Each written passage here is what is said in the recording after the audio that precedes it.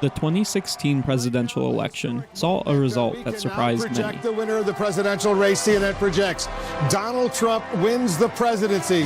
The business. Since Trump's win, politics in America have gotten more and more divided. Half the country didn't think there was a chance that a reality TV star would become president, while the other half saw him as someone who could stand up for their views.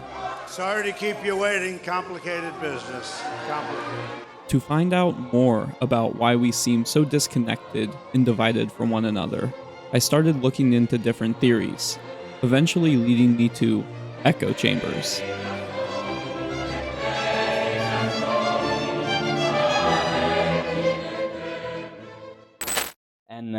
And we are studying this now, and we are gonna know the effect in the next 10 years.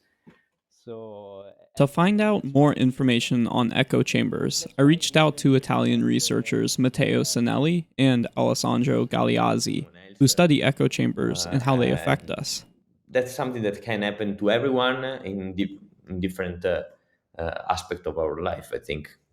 Matteo and Alessandro explain that social media plays a large role in echo chambers today. But what exactly is an echo chamber?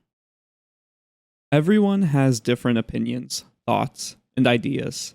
Some people think the same way others do, and some can't stand each other. When people who think the same gather into groups, it can be difficult for new or differing perspectives to break in. Researchers argue that the internet has pockets of people like this on social media and other websites. The echo chambers online are often pointed to as the cause of rising political division seen in America and other countries throughout the world.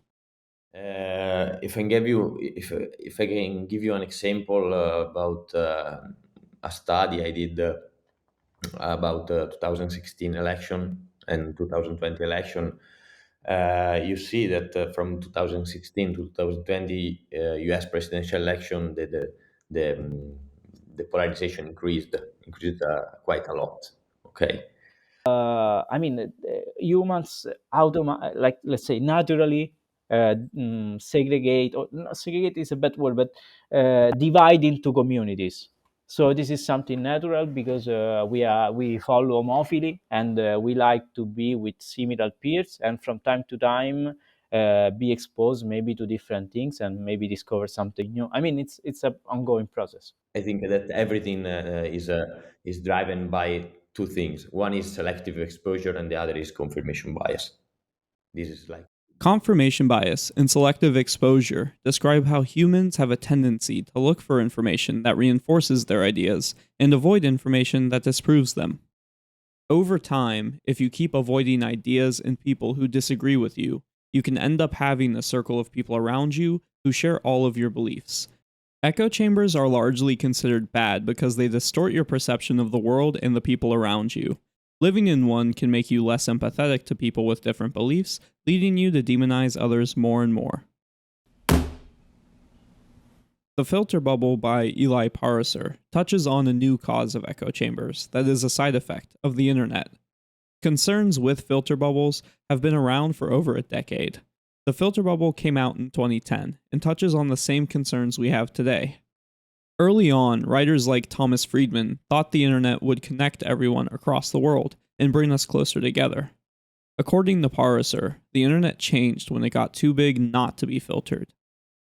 The most popular websites all use cookies and other data to track the things we do and don't like.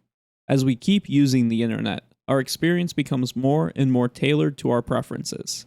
When websites stop showing us information we don't like, you have a filter bubble.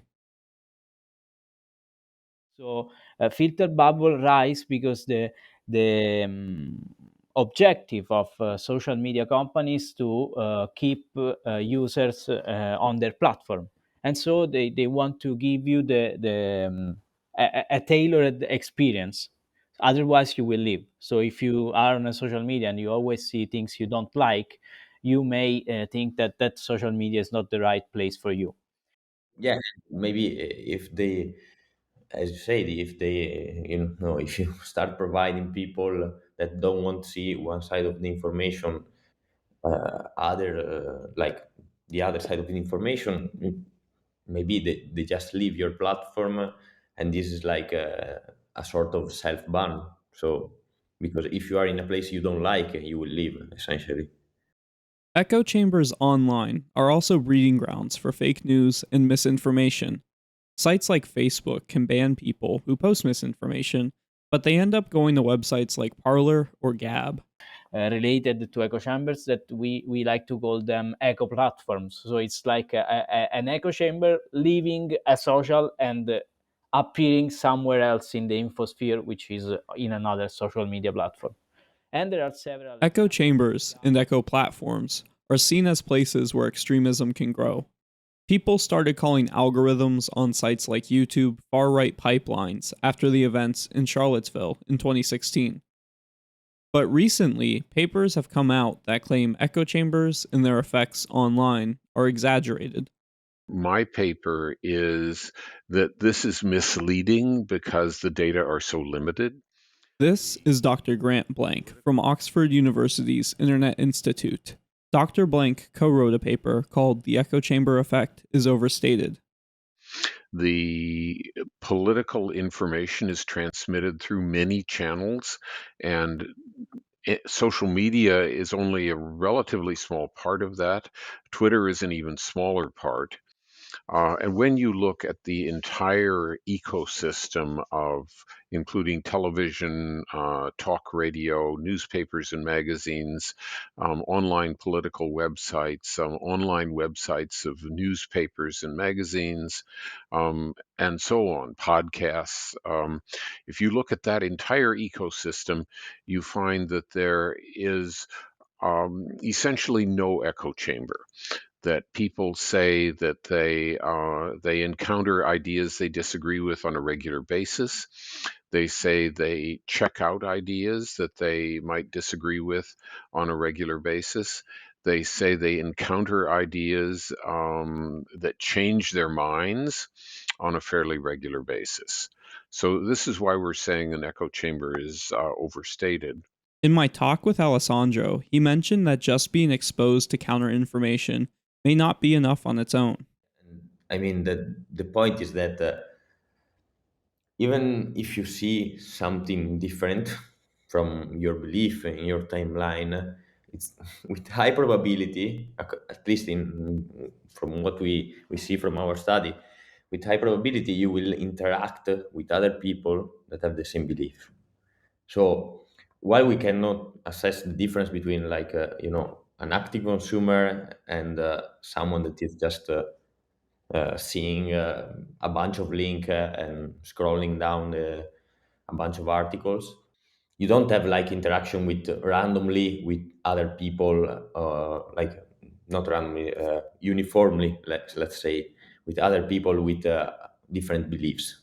It's very likely that that 90%, 99% of your interaction will be with someone that have an opinion that is really related to your opinion. Regardless of the extent to which they exist, Dr. Blank, Matteo, and Alessandro all expressed the importance of continuing research on echo chambers. So even if it is hard to say whether or not echo chambers are to blame for the current state of politics in America, the data that is gathered can help companies and lawmakers know what sort of protections they should pursue. It can also help inform us on what we can do to protect ourselves from echo chambers.